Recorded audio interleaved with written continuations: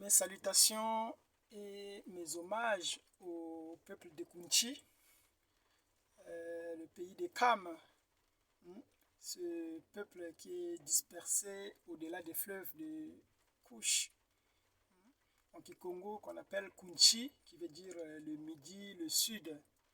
Voyez. Comme nous aimons le dire, que actuellement l'attraction est au-delà des fleuves de Kush. C'est là où le grand créateur Jah est venu à la rencontre de son peuple qui fut dispersé, voyez-vous, qui fut abandonné, qui fut oublié. Mais voyez, comme le soleil tourne, voyez-vous, les oracles aussi ont tourné, non? C'était parti de l'Orient, c'est passé jusqu'en Occident. Aujourd'hui, les oracles sont en train de repartir vers l'Orient et en passant par le Midi. Voyez, c'est pourquoi en ce jour-là, il avait dit que la reine de Kunchi, la reine de Kush, la reine du Midi, il va s'élever. Cette reine-là, c'est Benjamin. Voyez-vous, c'est Joseph qui rencontre ses frères. Nous avons passé suffisamment de temps à expliquer le mystère de Joseph en Égypte, parce que nous croyons que Joseph était le type parfait du Seigneur. Voyez, Joseph fut vendu par ses frères, de la même manière que Isaiah Congo aussi, il fut vendu par Judas qui était son frère. Voyez, Joseph, en étant vendu, il est allé en Égypte, où il fut assis à la droite de Pharaon. Voyez, et Pharaon lui attribua un nom qui est Satnet Panéa. Voyez, et il était connu sous ce nom-là. Nous avons aussi fait le rapprochement avec Christ. Lorsqu'il fut vendu, voyez-vous, il s'est retourné du côté des nations et il a pris un nom. On l'appelait Jesus, on l'appelait Jésus, Jésus, voyez-vous, et il fit beaucoup de miracles en utilisant ce nom-là, voyez. Mais rappelez-vous que cela n'était pas son nom de naissance, parce que lorsque l'ange Gabriel vint pour voir visiter Marie, cela s'est fait à travers une salutation, non? Il dit, je te salue, toi en qui une grâce a été faite, sur qui une grâce a été faite, voyez-vous. Et l'ange Gabriel, il parlait arménien, voyez.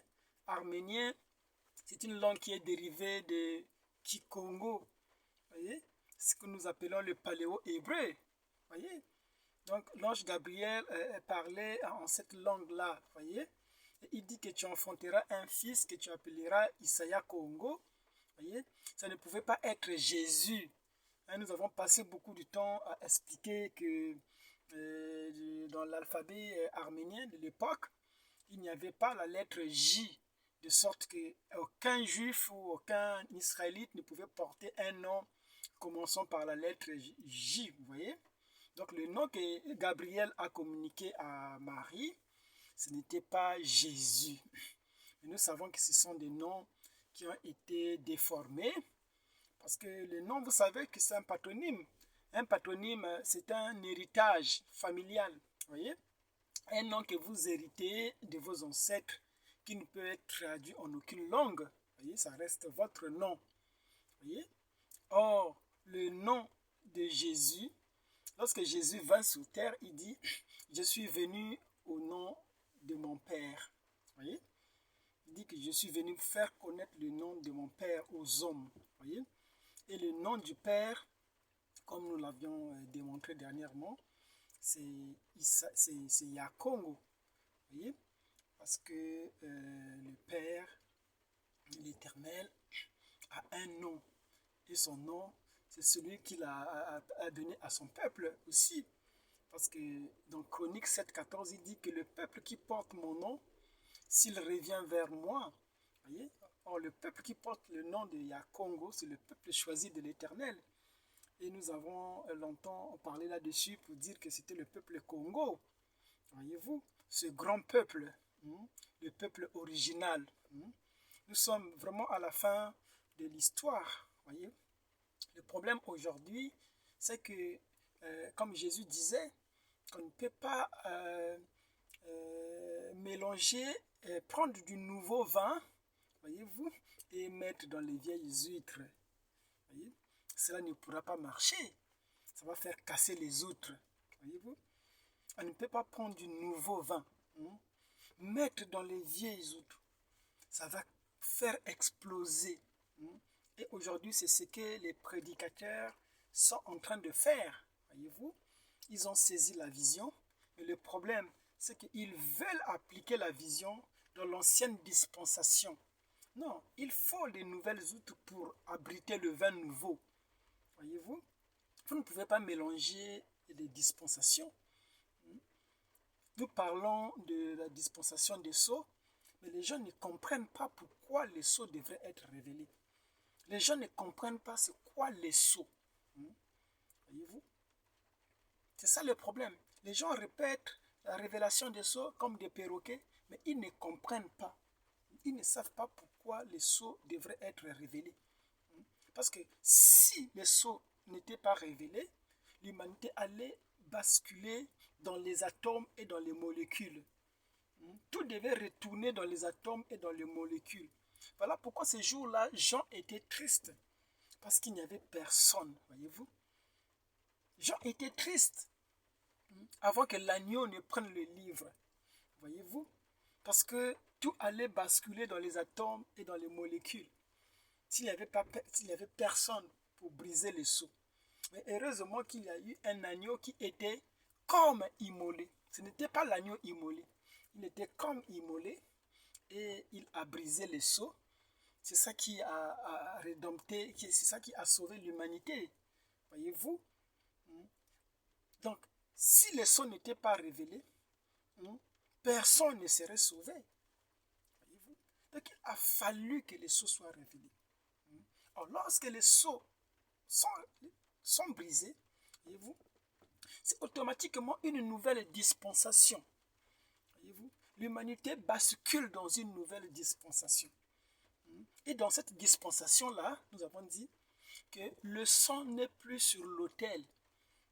Parce que le sang était sur l'autel pendant la rédemption, au cours des âges de l'Église.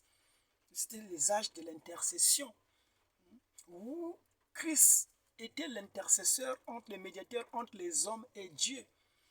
C'est lui qui plaidait pour les péchés. Mais lorsque les sceaux sont révélés, la Bible dit clairement qu'il quitte le trône de la grâce. Il vient prendre son trône, son propre trône.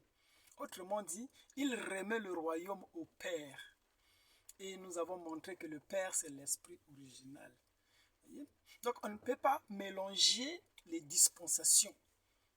On ne peut pas être dans l'âge d'Élie et Moïse et se comporter comme si on était dans l'âge de Malachie 4. Les choses ont changé. Mais est-ce que les gens ont compris le changement des dispensations? Beaucoup de gens, ils sont excités dans des campagnes d'évangélisation. Mais à l'heure où les sceaux sont révélés, avez-vous lu les sceaux? Parce que je n'arrive pas à comprendre la logique. Est-ce que les gens ont vraiment lu les sceaux? Parce que les sceaux était caché, ce qu'on appelle le plan de la rédemption. Or, le plan de la rédemption a été révélé à travers les sceaux. Voyez-vous? Et l'ange nous a bien dit que le premier sceau, du premier sceau jusqu'au quatrième sceau, c'était ça les âges de l'Église, non? Et c'est dans le quatrième sceau qu'il a été dit à Jean, Jean, monte ici. C'était le type de l'enlèvement de l'épouse. Voyez-vous?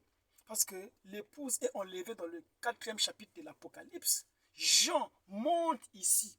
C'était ça l'enlèvement. Lorsque Jean est enlevé, ça veut dire que la période de la grâce est terminée. Le sang n'est plus sur l'autel. Et sur l'enlèvement, on a beaucoup parlé là-dessus. On a donné même les citations. J'ai été clair, j'ai donné la citation de Frère Branham qui dit dans la brochure Le Messie, paragraphe 33, Il dit que l'enlèvement devrait se produire pendant que le messager est sur terre en train de proclamer le message. Amusez-vous d'aller consulter la prédication Le Messie, paragraphe 33. Donc, lorsque l'Église part dans l'enlèvement, c'est en ce moment-là que les portes de la grâce sont fermées. C'est-à-dire que personne ne peut plus être sauvé. Alors, je me demande, ceux qui font l'évangélisation, vous le faites pourquoi alors? Si personne ne peut plus être sauvé, vous continuez à baptiser les gens, à aller évangéliser, c'est pourquoi? Je ne peux pas comprendre que la moisson est terminée, mais vous continuez d'aller arroser les champs. Vous continuez d'aller s'aimer alors que nous avons passé l'âge de la récolte. Parce que les seaux, c'est la fossile qui fut jetée, non, pour moissonner, non? Ce sont les seaux qui moissonnent. Voyez? Et la fossile fut jetée pour moissonner les fruits de la terre. C'est la révélation des seaux. Donc, c'est vraiment, comme disait Frère Branham, c'est comme une vache qui est en train de brouter sur un arbre. Vous voyez ce puzzle-là, cette image-là. Quand vous mélangez les choses, vous mélangez les dispensations, vous êtes dans l'âge de l'épouse, vous êtes dans le midi, et vous continuez avec l'évangélisation. Vous continuez avec les ministères. Alors que le ministère était là pour le perfectionnement des saints, pour l'enlèvement. Il a fait les uns comme, c'était comme, pour le perfectionnement du corps de Christ. Mais lorsque l'enlèvement se produit, ça veut dire que le corps de Christ est parfait. Voyez-vous? Le corps de Christ est parfait. Vous ne voyez pas la perfection parce que vous avez mal discerné le corps de Christ. Parce que vous pensez que le corps de Christ, ce sont les humains. Non. Les fils de Dieu, ce n'est pas la chair, c'est l'âme. Lorsque l'âme entre en contact avec la théophanie, c'était ça la perfection. Parce que nous ne connaissons personne selon la chair aujourd'hui. Mais tout ça, ce sont des mystères, voyez-vous. Une fois dans le pays, vous comprenez toutes ces choses-là. Vous comprenez effectivement qu'on ne peut pas prendre du vin nouveau, mettre dans les vieilles outres. Il y a beaucoup de choses qu'on peut enseigner aujourd'hui, mais les gens ne sont pas préparés parce que les gens ils sont restés dans ce qu'on appelle le schéma traditionnel qui est la religion. Les gens sont restés religieux, ils sont collés au culte. Or, Frère Branham dit dans la demeure future, il dit que dans le 8e jour, vous ne venez plus par des lois, vous ne venez plus par des ordres, par des rituels, mais vous venez par prédestination. Vous ne venez plus par des lois. Dans le 8e jour, il n'y a plus de lois. Ce n'est plus le jour de la chair. Vous ne venez plus par des ordres. Oh, les ordres de l'Église. Non, ces choses-là sont terminées. Ces choses-là sont terminées. L'âme a été libérée comme un oiseau qui est sorti de la prison. Il est parti dans l'enlèvement. Et les portes sont fermées. Souvenez-vous que les 10 vierges étaient là en train d'attendre l'époux, non? Il y avait 5 qui étaient sages parce qu'ils avaient la révélation claire. Voyez-vous, ils avaient la compréhension claire plutôt. Il y avait d'autres aussi qui étaient vierges. Vierge veut dire sanctifiés. Ils étaient faits du même tissu. Frère Madame dit que c'est comme un tailleur qui coupe les tissus. Il fait passer les ciseaux là où ça lui plaît et il en confectionne son habit. Et le reste du tissu, qui est de la même nature que le tissu qui fut sélectionné pour confectionner son vêtement, le même tissu, il met à côté. Voyez-vous? C'est pourquoi il a fait des uns comme étant des vases d'honneur et les autres, c'était des vases vulgaires, voyez-vous. Donc les sages, les vierges étaient là en train d'attendre l'époux. Mais ils ne connaissaient pas, elles ne connaissaient pas l'époux. Il avait fallu que le messager dise, voici l'époux, entre avec lui.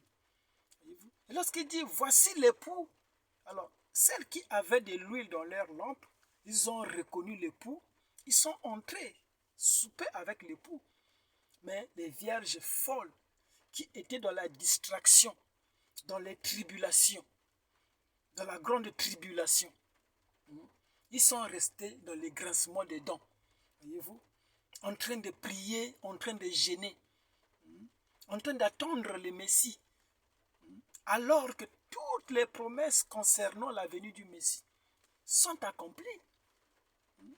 Frère Branham dit qu'ainsi dit le Seigneur, l'année 1977 marquera la fin du règne des nations, la fin de tous les systèmes, voyez-vous. Et nous sommes au-delà de 1977.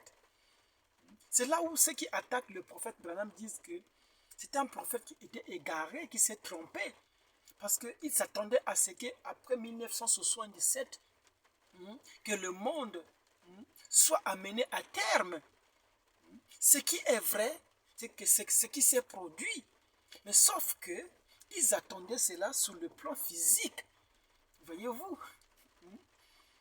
j'avais suivi un homme en train de critiquer Frère Branham. Il dit, voyez, Branham, c'est un faux prophète. Parce qu'il avait prophétisé que l'année 1977 devait marquer la fin de tous les systèmes, la fin du monde. Et nous sommes passés 1977, le monde est toujours là. Voyez-vous des faux prophètes? Oh, j'étais tellement heureux. J'ai dit, mais voilà, voilà quelqu'un qui est séduit. Quelqu'un qui n'a pas l'huile dans sa lampe. Un fou. Mais ce que Frère Branham a dit sur l'année 1977 s'est accompli de façon parfaite. Parce que le monde, c'est le système. Il n'a pas dit que l'année 1977 va marquer la fin de la terre. Non, ou la destruction de la terre. Non. Ce n'est pas ce qu'il a dit. Il a dit que l'année 1977 devrait marquer la fin des systèmes, la fin du monde. Or, le monde, c'est le cosmos. Le cosmos, c'est l'ensemble des systèmes. Voilà pourquoi, après 1977, les anciens systèmes devraient sont en train de tomber. C'est comme je disais avec une amie de mon copain Félix, Bernadette, cette Australienne-là, on causait avec elle. Je disais que nous sommes à la fin du monde. Elle me disait, oui, mais la fin du monde a commencé depuis...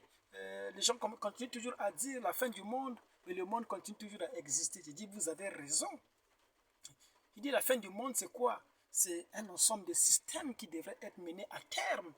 J'ai dit, lorsque vous commandez, vous dites à votre enfant, oh, Junior, va éteindre le ventilo qui tourne.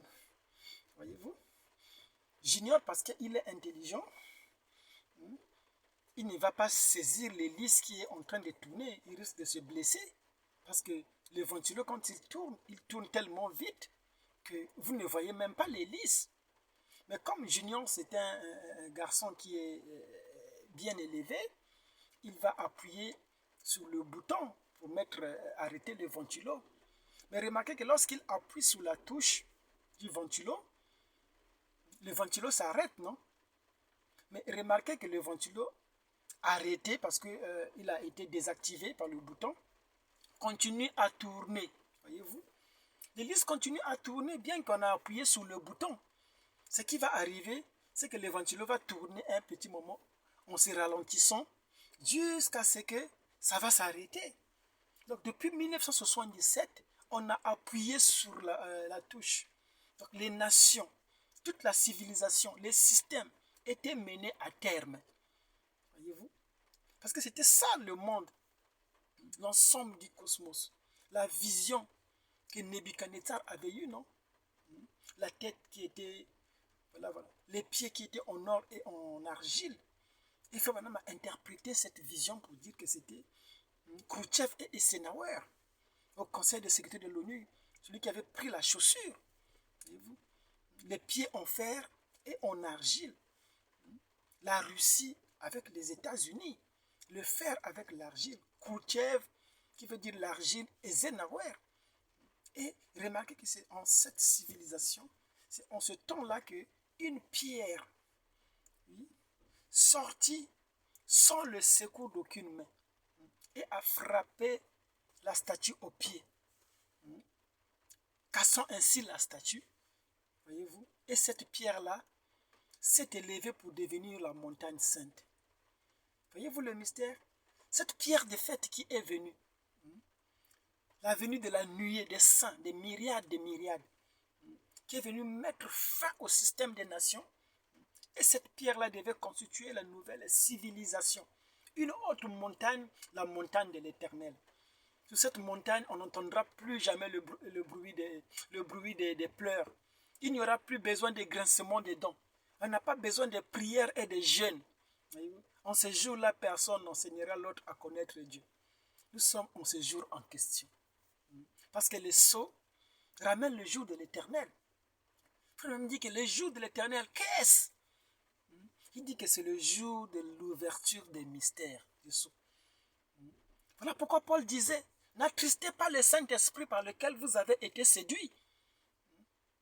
Vous avez été plutôt scellés. Il dit, mais c'est con. Il dit que c'est jusqu'au jour de la rédemption. Paul n'était pas bête. Voilà un enseignant conséquent. Il dit, n'attristez pas le Saint-Esprit par lequel vous avez été scellés jusqu'au... Il y a un délai. On n'est pas scellé pour l'éternité. Mon ami qui est au Canada, Neville. Je te salue, Neville. Neville est même taquiné. Il dit, bro Guy, tu n'as pas le Saint-Esprit. J'ai dit oui.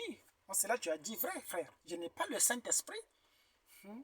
À quoi ça me servirait d'avoir le Saint-Esprit aujourd'hui? Parce qu'on devrait avoir le Saint-Esprit, porter le Saint-Esprit jusqu'au jour de la rédemption. N'attristez pas le Saint-Esprit par lequel vous avez été scellés jusqu'au jour de la rédemption. Or, le jour de la rédemption, c'est le jour de l'ouverture des sceaux. Si vous croyez que les sceaux sont révélés, alors entrez dans le jour de la rédemption, le jour de l'ouverture des mystères. C'est là où on vous décèle, c'est-à-dire qu'on brise le sceau qui se trouve en vous. On vous ouvre et on découvre ce qui était scellé en vous. Voilà pourquoi dans les sceaux, Frère Branham disait que Dieu est en train de chercher un homme en qui ôter le monde et la religion pour briser le sceau qui se trouve en lui. Voyez-vous? Donc il avait fallu qu'on trouve cet homme-là en qui on a ôté la religion, on a ôté la mondanité pour briser le sceau. Voyez-vous? Donc moi je ne suis plus scellé.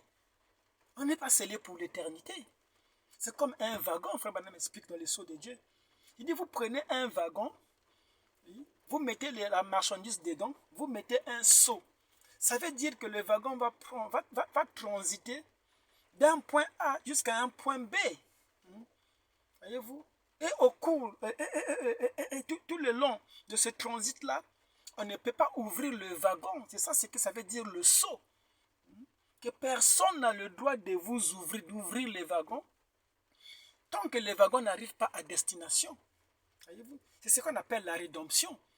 Donc on avait été scellés, gardés, pour qu'on nous ouvre le jour de la rédemption. Or, le jour de la rédemption, c'est le jour de l'ouverture des sceaux. Parce que la rédemption avait deux volets, non? Il y avait le rachat. Et il y a aussi la réclamation. Le rachat, c'est ce que Jésus avait lu, non? Quand il est rentré dans le temple. Il a pris le livre d'Ésaïe. Il a dit, l'Esprit du Seigneur m'a oint pour proclamer une année de grâce, une année de liberté. Il s'est arrêté là. Alors, remarquez que le verset n'était pas complet. Il dit, l'Esprit du Seigneur m'a oint pour proclamer une année de grâce. Et l'année de vengeance et de jugement, il n'a pas touché. Parce que cela devrait être accompli au temps de la fin, explique Frère Branham. C'est ce qu'on appelle le jour de la réclamation, où l'agneau vient pour réclamer, les racheter. Voyez-vous? Il était venu pour sauver, voyez-vous? Et là, il revient, c'est pour la réclamation. Il était venu pour payer un prix, et là, il revient pour être un Bill. Voilà pourquoi on l'appelait Bill. Bro Bill. Billy, Bill. Bill en anglais, ça veut dire le reçu. What's your bill? Montre-moi ton bill. Montre-moi la, la réclamation. Parce que lorsque vous allez acheter quelque chose, un appareil, on vous donne un ticket. C'est ça votre bill. Donc lorsqu'on vous envoie le bill, ça veut dire que vous êtes au jour de la réclamation. Il ne vient plus pour verser le son. Il n'est pas l'agneau immolé, voyez-vous. Parce que l'agneau qui a brisé le seau, ce n'était pas l'agneau immolé. C'était l'agneau qui était comme immolé. Pourquoi comme immolé? Parce qu'il y avait du sang sur lui. Mais ce n'était pas qu'on l'avait égorgé, non. Ce n'était pas qu'on l'avait immolé. Le sang de l'agneau immolé était sur lui. Il a porté la même vie, les mêmes œuvres qu'il a fait.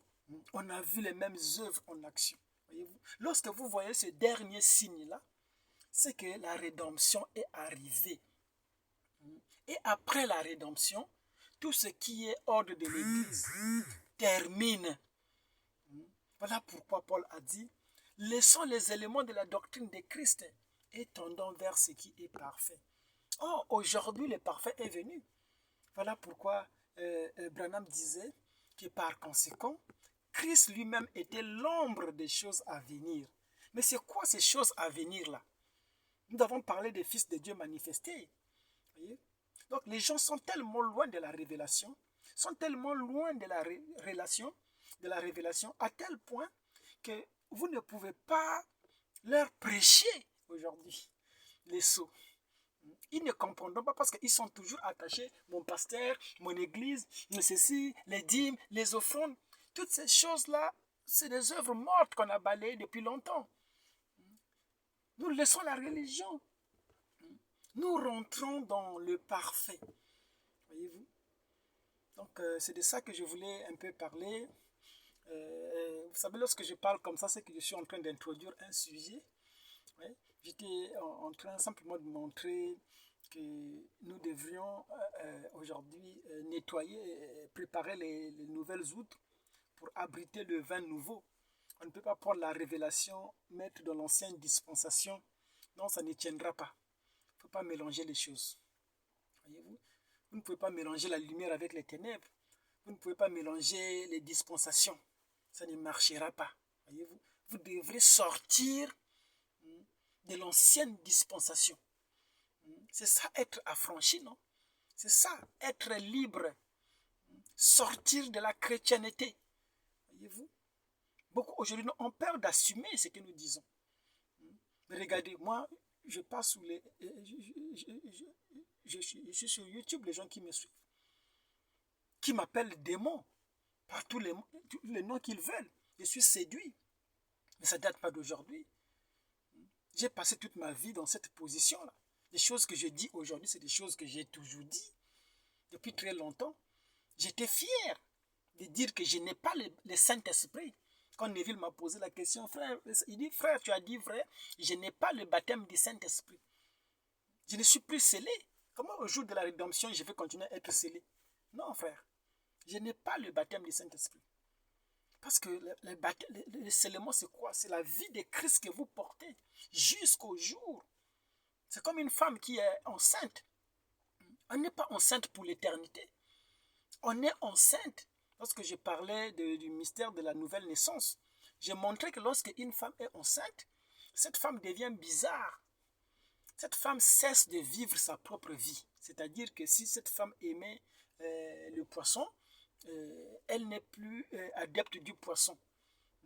Elle est maintenant conditionnée par le fœtus qui se trouve dans son ventre. Elle va commencer à aimer des choses bizarres, des choses un peu aigres et tout.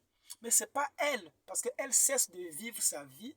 Elle commence à vivre la vie de l'enfant qui est dans le ventre. Voyez-vous? Elle abandonne les choses qu'elle aimait. Voilà pourquoi lorsqu'on était enceinte de Christ, on était des gens bizarres, qu'on appelait des holy rollers. Voyez-vous, des saints qui se roulent par terre. Des gens qui chantaient comme des fous. On était des fous de Christ, non? Voyez-vous? On ne vivait plus notre propre vie, on vivait la vie de Christ. Parce qu'on était fécondé, on avait quelque chose dans le ventre.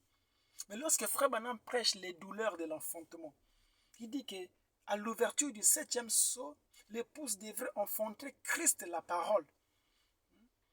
Si vous croyez au 7e sceau, que c'est révélé, ça veut dire que vous devrez enfanter Christ la parole.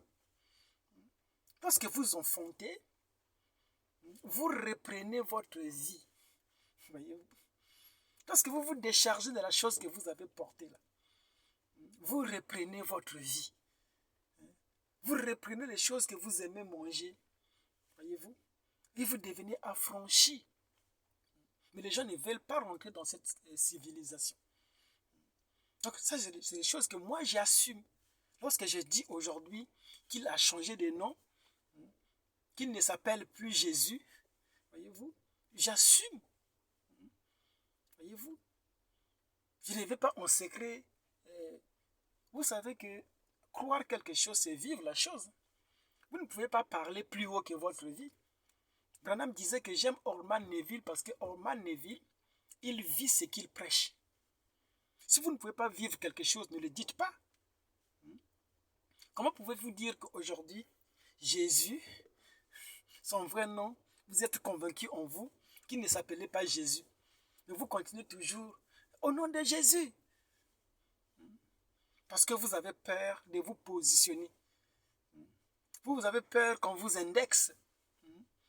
Mais les Paul, ils avaient accepté qu'on les indexe. Que tout un pays se révolte contre lui.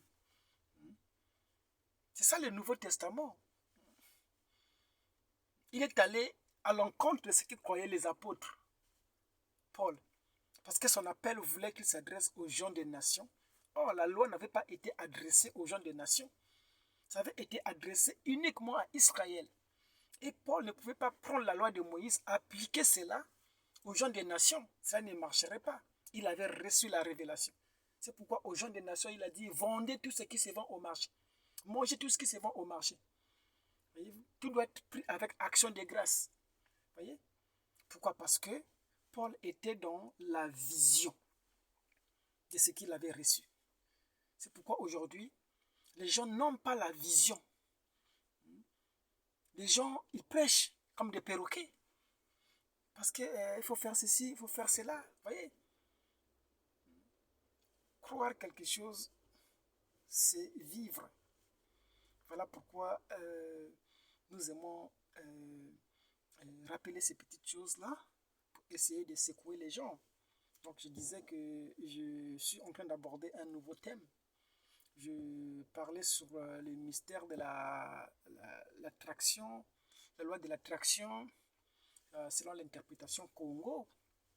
J'avais lu le livre de Thomas, un texte dans le livre de Thomas, l'évangile de Thomas, où Jésus disait que si les deux font la paix dans cette même maison, ils pourront dire montagne, déracine-toi de là et va te plonger dans la mer. Cela se fera. Nous avons démontré que les deux qui devraient mettre la paix, c'était la pensée et l'émotion. Pourquoi la Bible avait été mal interprétée, non? Lorsque Jésus disait que lorsque vous demandez quelque chose au Père en mon nom, croyez que vous l'avez déjà reçu. Et la vraie traduction, c'était que vous devrez être environné de l'objet que vous demandez. C'est-à-dire que vous demandez quelque chose au Père, vous devrez être environné de la réponse. Voyez-vous? Donc, vous devrez être environné de la réponse. Vous devrez émotionnellement être connecté à cette chose. Croire que vous l'avez déjà reçu. Voyez-vous? C'est pourquoi je ne crois pas aux prières répétitives. Oh Dieu, donne-moi la voiture. Tous les jours tu viens, Dieu, donne-moi la voiture. Non frère, tu ne crois pas. Parce qu'une fois que tu as rappelé, Dieu, donne-moi la voiture, tu devrais dire merci Seigneur pour la voiture que tu m'as donnée. Là, tu es environné de la réponse. C'est ça la foi. Voyez-vous? Donc, je montrais ces petites choses-là pour aujourd'hui. Parce qu'aujourd'hui, les mystères, lorsqu'ils sont révélés, nous ôtons ce qu'on appelle le mysticisme. Il n'y a pas de mysticisme. Il n'y a pas de mystique. Il n'y en a pas. C'est juste qu'il n'y a que des ignorants. En toute chose, il y a tout principe, il y a une loi qui est attachée. Une fois que cette loi-là est révélée, la chose devient ordinaire. Voyez-vous? Donc c'est de ça. J'ai clôturé cet enseignement. Je pense que moi, j'ai un auditoire qui est vraiment restreint. Je parle pour ceux qui sont au-delà de l'ouverture des sceaux, en fait. Je ne parle pas aux membres des églises, mais je parle à ceux qui ont cru à l'ouverture des sceaux, qui ont changé de dispensation. Voyez-vous? Parce que je crois que lorsque les portes de la grâce sont fermées, c'est lui qui se souille, celui qui se sanctifie, se sanctifie. Si quelqu'un veut aller voler, je l'encourage d'aller voler, parce qu'il doit s'essuyer. Je crois aujourd'hui aux conséquences, que lorsque tu vas voler, l'État va s'occuper de toi et te mettra en prison. Cela n'a rien à voir avec ton âme. Tu n'iras pas en enfer, parce que déjà l'enfer n'existe plus. Frère Branham dit qu'à l'ouverture des sceaux, Christ et l'Antichrist seront menés à terme. Voyez-vous? C'est ça la fin de Satan, non? Parce qu'on dit qu'il est précipité. Voilà pourquoi dans la brèche, Frère Branham dit que vous direz que Frère Branham a dit, Frère Branham, Satan a fait ceci. Il dit, ce n'est pas Satan, c'est vous-même. Voyez-vous? Parce que lorsque les sceaux sont brisés, cela met à terme Satan. Nous comprenons qui est Satan. Lorsque vous comprenez qui est Satan, Satan est rangé. Vous savez que Satan, c'était une version de Dieu lui-même, non? C'est ce qu'on avait démontré dans le mystère de qui est Satan. Voyez-vous? Parce qu'on avait compris qui est Dieu, mais qui était Satan. Satan, c'était le côté obscur de Dieu. Voyez-vous? Lorsque les sceaux sont révélés, on abandonne les masques. C'est un théâtre que Dieu a joué. Voyez-vous? On a remplacé Satan par l'acteur principal, le vrai acteur. C'était un acteur qui portait des masques. Il porte ce masque, s'il devient Satan, il porte tel masque, il devient Christ, il porte tel masque. Voilà pourquoi Frère Branham disait que si vous lisez la Bible et que vous ne voyez pas Christ, c'est que vous avez mal lu. Voyez-vous?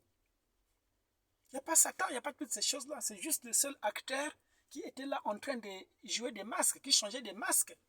Voyez-vous que lorsque un film est arrivé à la fin, on révèle les acteurs, non?